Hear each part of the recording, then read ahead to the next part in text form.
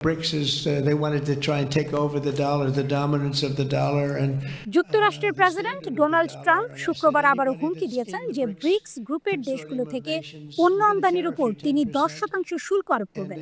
একই সঙ্গে তিনি বলেন, যদি এই দেশগুলো প্রকৃত অর্থে কোনো অর্থবহ জোট গঠন করে তাহলে সেটি খুব দ্রুতই শেষ হয়ে যাবে।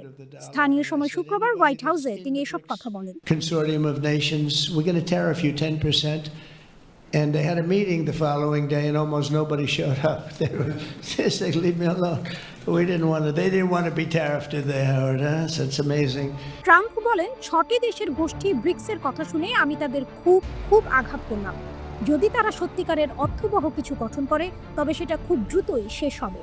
আবার কখনো কাউকে আমাদের সঙ্গে খেলা করতে দিতে পারি না। ট্রাম্প জানান, বৈশ্বিক রিজার্ভ মুদ্রা হিসেবে ডলারের অবস্থান রক্ষা করতে তিনি প্রতিশ্রুতিবদ্ধ। সেই সঙ্গে যুক্তরাষ্ট্রের কেন্দ্রীয় ব্যাংকের ডিজিটাল মুদ্রা চালু করতে কখনোই দেবেন না। This revolution has the potential to supercharge American economic growth and empower billions of people to save and transfer in U.S.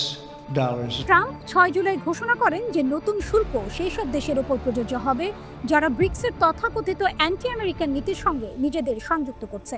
The reserve currency is so important. You know, if we lost that, that would be like losing a world war.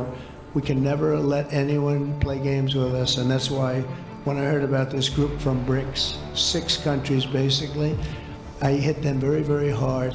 এরই মধ্যে G7 ও G20 এর মতো বড় অর্থনীতির ফোরামগুলোর বিভক্তি ও যুক্তরাষ্ট্রের America first নীতির কারণে দুর্বল হয়ে পড়েছে।